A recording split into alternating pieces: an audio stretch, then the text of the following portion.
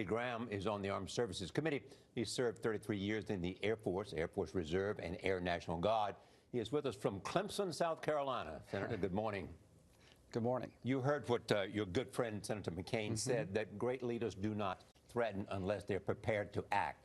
Do you believe the United States is prepared to act? Oh, absolutely. There are two scenarios where we would go to war with North Korea. If they attack Guam or some other American interest or our allies, or if they try to keep developing a ICBM with a nuclear weapon on top to hit the homeland, we would act. President Trump has basically drawn a red line, saying that he'll never allow North Korea to have an ICBM missile that can hit America with a nuclear weapon on top. He's not going to let that happen. He's not going to contain the threat. He's going to stop the threat. Well, when you say that, or when President Trump says that, there is at issue the question of how many people might die from a retaliation on South Korea. Yeah, General Mattis described it very well. It'd be a horrific war, unfortunately. We're headed that way unless North Korea stops. Put yourself in President Trump's shoes for a moment. Where does your allegiance lie? Isn't your primary purpose as President of the United States to protect the American homeland from a nuclear weapon attack by a guy like Kim Jong-un?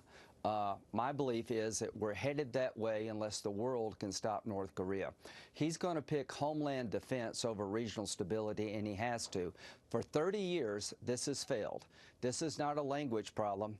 This is a North Korean regime trying to get the capability to strike America, the ultimate insurance policy for regime survivability, and no president should allow this to happen. We failed for 30 years. It's time to try something new.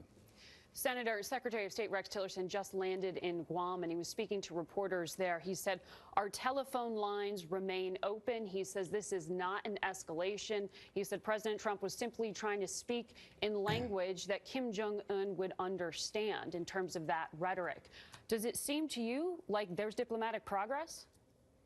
Well, we had sanctions passed by the UN that were very tough. Nikki Haley did a great job. Secretary Tillerson is telling North Korea there will not be a war to change a regime. There will not be a war to reunify the Korean Peninsula. Something We're not trying to invade North Korea. Does contradict what the CIA director, Mike Pompeo, said when he was out at Aspen, where he said regime change actually is a U.S. goal. Well, I don't think it's the goal of the American president to change the regime. It's the goal of the American president to stop North Korea from having an ICBM that can hit America with a nuclear weapon on top. He would go to war to prevent that. That's where war will be likely to occur if they continue to threaten the homeland. I hope diplomacy will work. Sanctions haven't worked before. Maybe they'll work now. But China should have more than... We got two bad options. That is to let them get a missile to hit America or go to war to stop them. China should have two bad options. Deal with a nut job in your backyard or realize that there'll be a war in your backyard. Do you think this was a message to China as well as to North Korea? Yes. Yes, and the time for talking is running out. I want to know what South Korea and Japan think about the miniaturizing of a weapon. I don't want to trust one intel report. We've learned from Iraq you need to be cautious. But I do believe Donald Trump will not allow Kim Jong-un to get a missile to hit America with a nuclear weapon on top. And it's a matter of time till that capability exists. So I hope we can do this diplomacy, and sanctions. A war would be terrible. But if there's going to be a war, it's going to be in the region, not here in America. Well, as you know, there are already intelligence reports that say the militarization is not the issue. The issue now is to protect the reentry and the guidance system. That's the final barrier they have to pass.